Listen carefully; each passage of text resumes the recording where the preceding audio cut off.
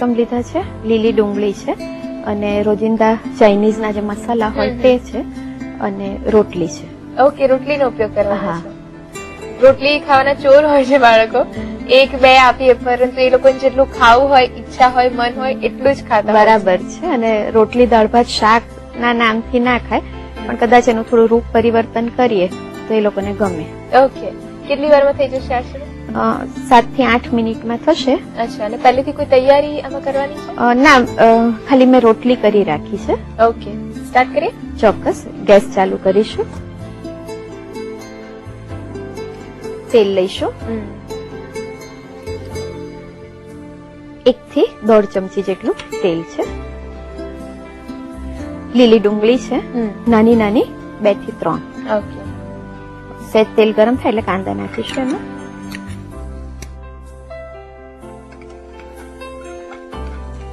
જરાક સંતળાય એટલે કેપ્સિકમ છે તે નાખીશું. જો ગમતું હોય તો કેપ્સિકમ ની સાથે તીખું મરચું પણ લઈ શકાય. ઓકે, 1/4 જેટલું કેપ્સિકમ છે, ઝીણું સમારેલું. અને સાથે સમારેલા લીલા મરચા પણ છે. એકાદું છે, બહુ નથી, કારણ કે બાળકોને ધ્યાનમાં રાખીને બનાવી રહ્યા છે એટલે બહુ તીખું નથી કરી રહ્યા. પનીર છે, એના ક્રમ્સ કરેલું છે, ક્રમ્બલ્ડ છે, લગભગ 100 ગ્રામ છે, એ નાખીએ છીએ. મીઠું છે સ્વાદ પ્રમાણે, લગભગ 5 ચમચી જેટલું. મરી છે 5 ચમચી જેટલા. સોયા સોસ છે જરૂર મુજબ લગભગ 1/2 થી 1/4 ચમચી લઈશું. ગ્રીન ચીલી સોસ છે, લીલા મરચા જો ન લીધા હોય તો નાખી શકાય, 1 ચમચી.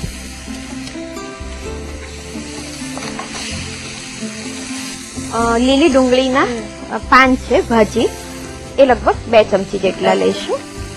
ચાઇનીઝ ડિશ છે એટલે અગેન એકદમ ઈઝી હોય છે, ફટાફટ તૈયાર થઈ જતી હોય છે અને ટેમ્પટિંગ ખૂબ હોય છે. હા, બનતી હોય ત્યારે સ્મેલ એટલી સરસ આવે કે પછી ખાવાનું મન તરત બહુ સાચી વાત છે. કોર્નફ્લોર 1 ચમચી, જેનાથી એનું એક સારું બાઇન્ડિંગ થશે અને સ્ટફિંગ કરવામાં સરળતા રહેશે. આપણે રોટલીમાં કરીએ છીએ એટલે હા, જેટલું ડ્રાય હશે એટલું વધારે સારું રહેશે. સાચી વાત છે. કુક થઈ જશે કોર્નફ્લોર? હા હા, ગેસ બંધ કરી દઈશું.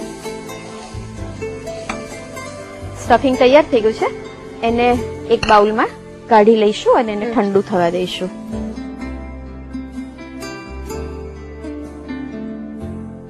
સ્ટફિંગ રેડી થઈ ગયું છે અને એને ઠંડુ થતા પણ બહુ વાર નહીં થાય. ઓકે, હવે એનું રોટલીમાં ભરીને ટ્રાયંગલ તૈયાર કરીશું. રોટલી લઈશું અને એની ઉપર સ્લાઇટલી બટર સ્પ્રેડ કરી દઈશું. રોટલી લેતી વખતે કઈ ધ્યાન રાખવાનું છે? બનાવતી વખતે કઈ ધ્યાન રાખવાનું છે? ના, કશું નહીં, જે રીતની ઘરમાં બનતી હોય એ પ્રકારની જ રોટલી કરવાની છે. બધી જ રોટલીને પહેલા બટર લગાવી દઈશું. બટર લગાવવા પાછળનું કારણ એ છે કે જે પણ સ્ટફિંગ ભરીએ એ બહાર લીક ના થાય. હવે થોડોક કેચઅપ લગાવી દઈશું. કેચઅપનું પ્રમાણ ન લગાવવું હોય તો પણ ચાલે, અને એનું જે પ્રમાણ છે બાળકોને ગમે પોતાના એ રીતનું લગાવીશું.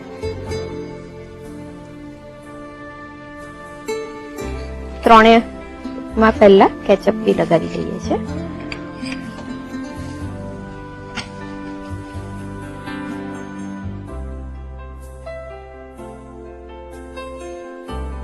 હવે સ્ટફિંગ ભરી દઈશું.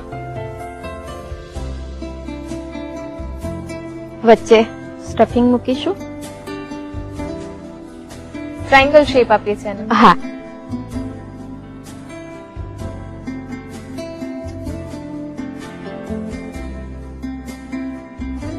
હવે આ લઈ તૈયાર કરેલી છે એનાથી સીલ કરીશું, પણ પહેલા એકવાર ત્રણેયનું સ્ટફિંગ કરી લઈએ. ઓકે, સ્ટફિંગ કરી અને એને ઊંધું મૂકીશું જેથી ચોંટવાનું કામ ચાલુ રહે. જેટલું સ્ટફિંગ કર્યું હોય અને જેટલા ટ્રાયંગલ કરવા હોય એ પ્રમાણે સ્ટફિંગ ભરીશું. રાઈટ.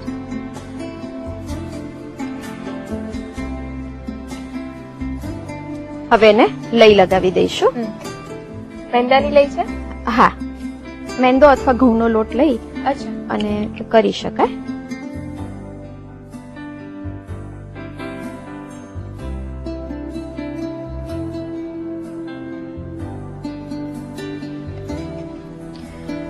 તવી પર એને શેકવા માટે પણ મૂકી દઈએ છીએ.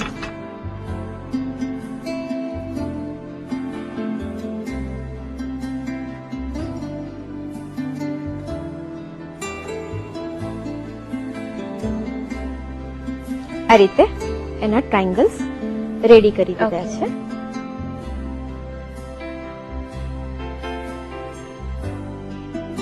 જે ટ્રાયંગલ્સ કર્યા છે એની ઉપર થોડુંક થોડુંક બટર અથવા ઘી કે તેલ જે ગમતું હોય આપણને ઓકે. એ થોડું થોડુંક લગાવી દઈશું. કેવા તાપે આને શેકીએ છે? Medium, okay. છેલ્લે કડક થઈ જશે. સહેજ કડક કરવાના છે. અને આને તમે સરસ રીતે રેપ કર્યા છે એટલે એને પકડવામાં પણ બહુ ઈઝી રહેશે, હા. કન્વીનિયન્ટ રહેશે.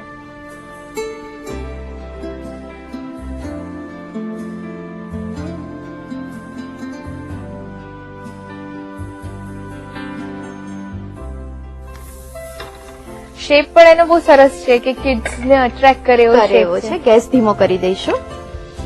બીજી બાજુ પણ સ્લાઇટલી બટર કરી દઈશું એને.